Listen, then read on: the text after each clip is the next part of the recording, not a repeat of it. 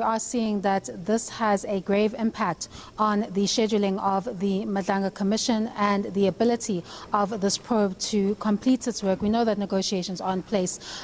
with the extension, if we could put it that way, but ideally those witnesses should be committing to those dates and coming to the Commission when requested to do so, and not submitting these sick notes as a quote-unquote trend to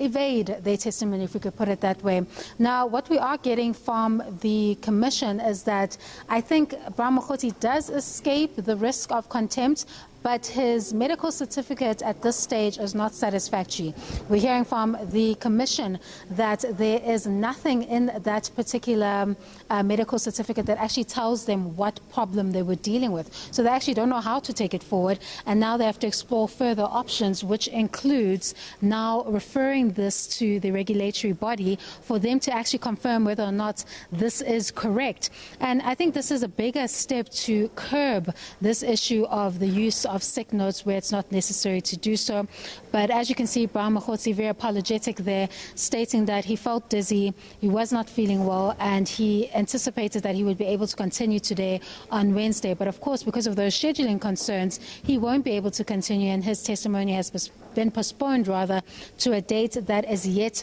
to be announced. As you see on those visuals before you, there is Major General Richard Shibiri getting prepared for his testimony before the Madlanga Commission.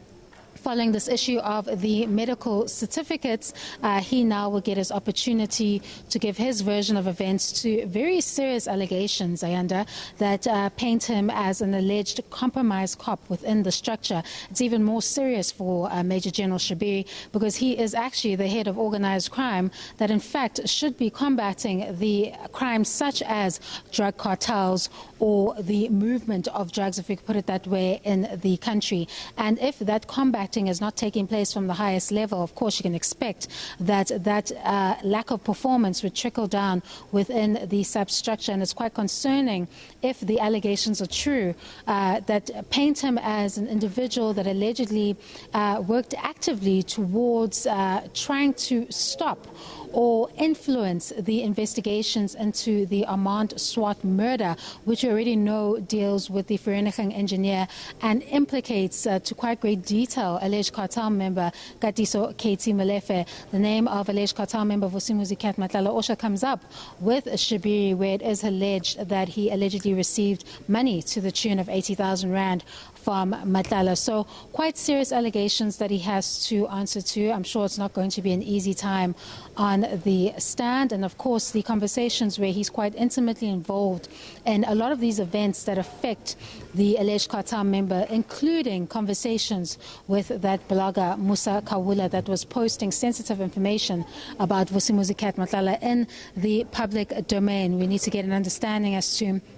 why this particular cop had such an interest in cases that involved alleged cartel members Katiso Katie Molefe and Vusumuzi Kat Matlala, and why he went to such great lengths to continuously call investigators who were working on this matter in a bid to allegedly influence their investigations not to nab alleged cartel member Katiso Katie Molefe in that Armand Swart murder case, to the extent that he would call them personally, allegedly, and drop names in a bid to seemingly, allegedly intimidate them from continuing with their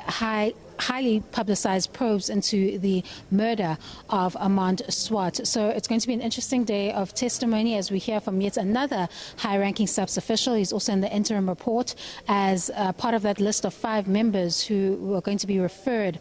for further investigation. I'm not sure at this stage if he is still in office, whether he's on suspension or not, but at this point, at the very least, he is listed in the interim report as someone that must be referred for further investigation. We know that task team has already been set up to deal with that particular issue. He'll also have to answer to several other allegations that not only impact on his career as a high-ranking SAPS official, but also have those the risk of further criminal investigations against him that could not only